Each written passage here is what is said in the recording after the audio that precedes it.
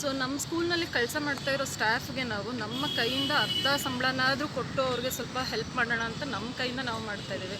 But still ಅದು ಎಷ್ಟು ತಿಂಗಳು ನಾವು ಕೊಡೋಕ್ಕಾಗುತ್ತೆ. ಆಲ್ರೆಡಿ ಸ್ಕೂಲ್ ಮುಚ್ಚಿ 1 ವರ್ಷ ಆಗ್ತಾ ಬರ್ತಾಯಿದೆ ಆಲ್ರೆಡಿ. ಸೊ ಈಗ ತುಂಬ ಕಷ್ಟ ಆಗ್ತಾಯಿದೆ. ಈಗ ನಾವು ನಿಲ್ಲಿಸ್ಬಿಟ್ರೆ ಅವರ ಒಂದು ಫ್ಯಾಮಿಲಿ ನಡೆಸೋದು, ಮೇಡ್ಸ್ಗಳದ್ದಾಗಲಿ, ಕೆಲಸ ಮಾಡೋ ಸ್ಕೂಲ್ನಲ್ಲಿ ಸಹಾಯ ಕೆಲಸ ಮಾಡೋರ್ದು ಅವ್ರ ಫ್ಯಾಮಿಲಿ ನಡೆಸೋದು ತುಂಬ ಕಷ್ಟ ಆಗ್ತಾಯಿದೆ.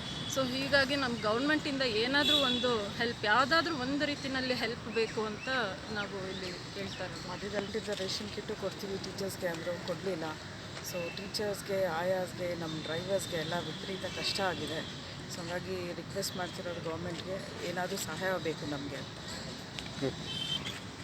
ಈಗ ಖಾಸಗಿ ಶಾಲೆಗಳಲ್ಲಿ ಆಗ್ತಿರ್ತಕ್ಕಂಥ ಸಮಸ್ಯೆಗಳು ಒಂದು ಎರಡಲ್ಲ. ಒಂದು, ಮಕ್ಕಳು ಕಲಿಕೆ ಏನಿದೆ ಅದು ಸುಮಾರು 80% ನಿಂತೇ ಹೋಗಿದೆ.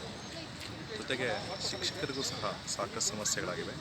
ಶಾಲೆ ನಡೆಸ್ತಿರ್ತಕ್ಕಂತಹ ಖಾಸಗಿ ಶಾಲಾ ಆಡಳಿತ ಮಂಡಳಿಗಳಿಗೂ ಸಹ ಅವ್ರ ಶಾಲೆಗಳನ್ನ ಮೇಂಟೈನ್ ಮಾಡ್ಕೊಳ್ಳೋಕ್ಕಾಗದೆ ಒದ್ದಾಡ್ತಕ್ಕಂತಹ ಪರಿಸ್ಥಿತಿ ಬಂದಿದೆ. ಇದರಿಂದಾಗಿ ಸರ್ಕಾರ ಎಚ್ಚೆತ್ತುಕೊಂಡು ಈಗ ಹೇಗೆ ಅನುದಾನ ರಹಿತ ಶಾಲೆಗಳಿಗೆ ಒಂದು ರೀತಿಯಲ್ಲಿ ಸಹಾಯ ಮಾಡ್ತೀಯಾರೋ ಆ ರೀತಿಯ ಒಂದು ಸಹಾಯಗಳನ್ನು ಅವರು ಎಕ್ಸ್ಟೆಂಡ್ ಮಾಡಬೇಕಾಗ್ತದೆ. ಒಂದು. ಎರಡನೇದು, ಆದಷ್ಟು ಬೇಗ ಶಾಲೆಗಳನ್ನ ಓಪನ್ ಮಾಡೋದಕ್ಕೆ ಅವರು ಆಲೋಚನೆ ಮಾಡಬೇಕಾಗ್ತದೆ. ಯಾಕಂದರೆ 97% ರಿಕವರಿ ರೇಟ್ ಇದೆ ಭಾರತದಲ್ಲಿ. ಹಾಗೆ ಇಡೀ ಪ್ರಪಂಚದಲ್ಲಿ ಅನೇಕ ಶಾಲೆಗಳು ಓಪನ್ ಆಗಿದೆ. ಅದರ ಜೊತೆಗೆ ಇನ್ನೂ ಹೇಳಬೇಕು ಅಂತಂದರೆ ನಮ್ಮ ಭಾರತದಲ್ಲಿ ಅನೇಕ ರಾಜ್ಯಗಳಲ್ಲಿ ಶಾಲೆಗಳು ಓಪನ್ ಆಗ್ತಾ ಇದೆ.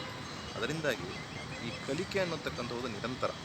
ಈ ಕಲಿಕೆನ ನಿಲ್ಲಿಸೋದಕ್ಕೆ ಸರ್ಕಾರ ಮಾಡಲಿಕ್ಕೆ ಆಗಲ್ಲ. ಅದರಿಂದಾಗಿ ಅತ್ಯಂತ ಶೀಘ್ರವಾಗಿ ಸರ್ಕಾರ ಒಂದು ನೀತಿಯನ್ನು ತೆಗೆದುಕೊಂಡು ಶಾಲೆಗಳನ್ನ ಓಪನ್ ಮಾಡೋದಕ್ಕೆ ನಿಟ್ಟಿನಲ್ಲಿ ಸಾಗಬೇಕು.